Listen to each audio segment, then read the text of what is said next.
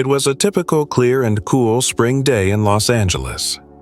The courtyard of John Hayes's luxurious mansion, a powerful businessman who had made his fortune in investments and real estate, was adorned with a magnificent garden that seemed to gather all the splendor of nature.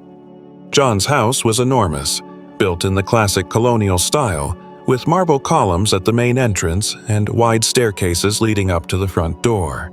A silver Bentley, the company car of John, pulled up to the mansion's gates. However, the time it arrived was not what he had expected. John, a tall man with a confident gait, was known for his impeccable appearance. He looked his 50 years, with neatly styled gray hair, sharp facial features, and a gaze that radiated confidence and a certain arrogance. Today, he wore an expensive suit from a famous designer, emphasizing his high status. He glanced at his watch, frowning. 15 minutes late. His face hardened, and, holding a leather briefcase in his hand, he stepped toward the car, barely containing his irritation.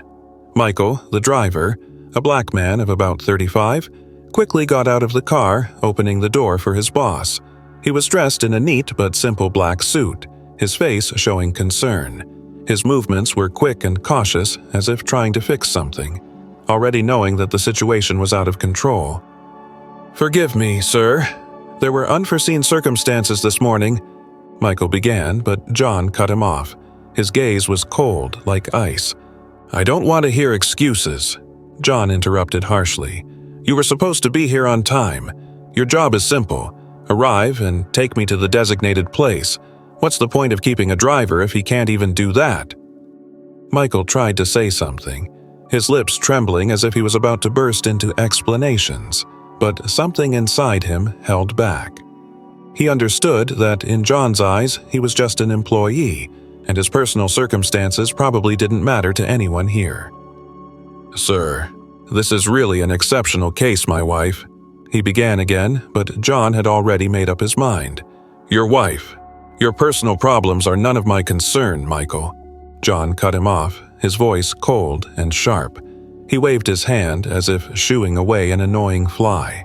"You're fired. I can't afford an unreliable employee. Pack up your things and leave my house." Michael froze, his eyes widening, expressing a mixture of shock and pain. He knew that without this job his family would be in a critical situation. He tried to keep himself composed, to hide his tears and humiliation, but the tension still showed in his trembling hands. In the end, he lowered his head and silently returned to the car. A deep despair was etched on his face, but he said nothing. He simply got behind the wheel, closed the door, and drove away, leaving John standing at the gate. John watched him go, feeling a slight satisfaction at having asserted his power. For him, it was just another business decision. He acted as he thought was right and put someone who, in his view, had failed in his place. He quickly pushed these thoughts aside and turned toward the house, internally convinced that he had done the right thing. A month passed, and John's life continued at its usual pace.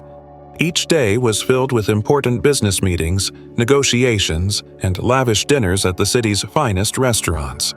He enjoyed his privileges, surrounded by comfort and wealth.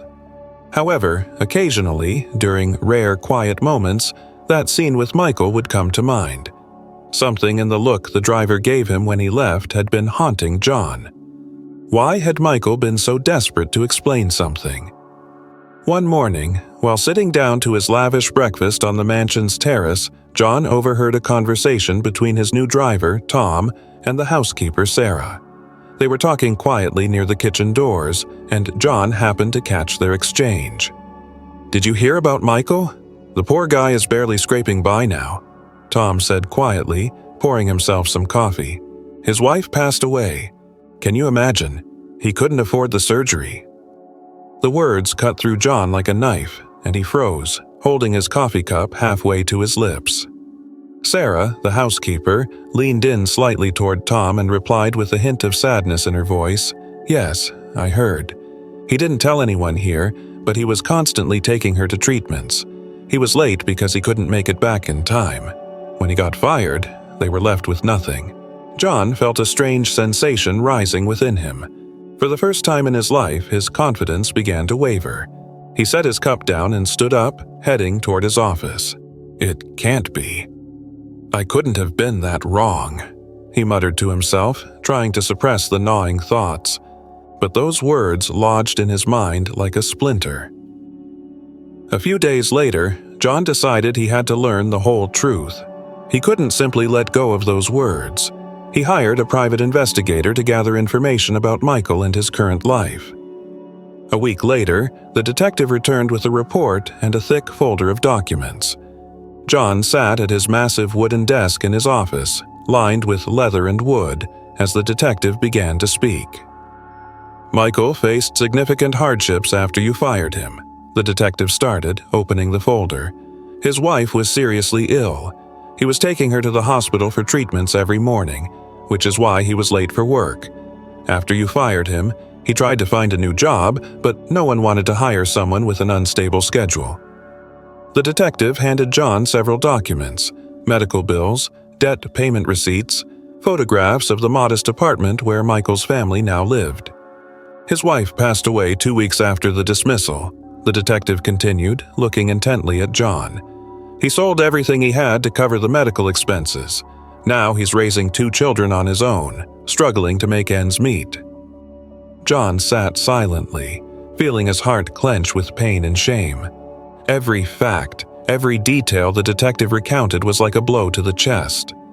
Michael's face on the day of the firing came to his mind, the despair that John had missed back then.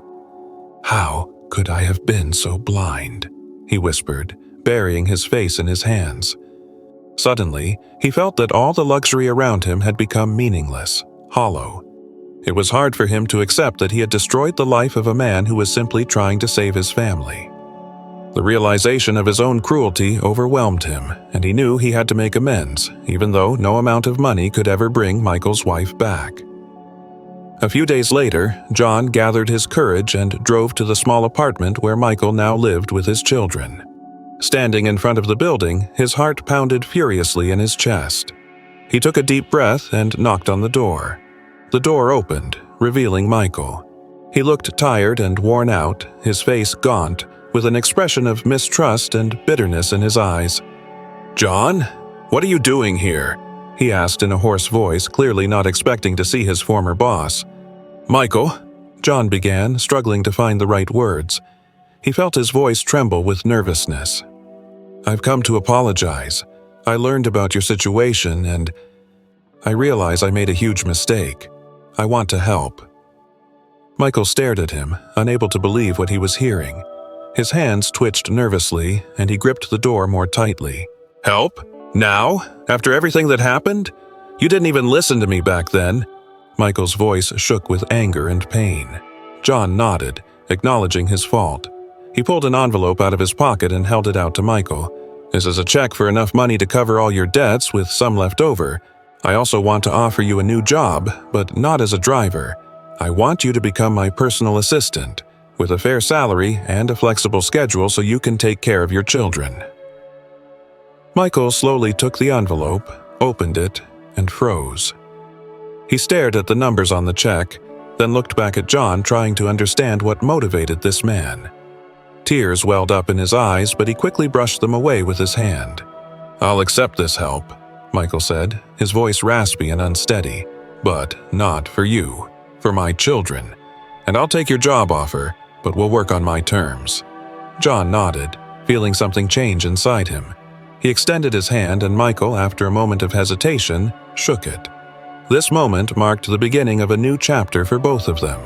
John gained a new awareness that his wealth and power should serve good, not destruction. And Michael, although not fully forgiving, received a chance at a new life and a better future for his children.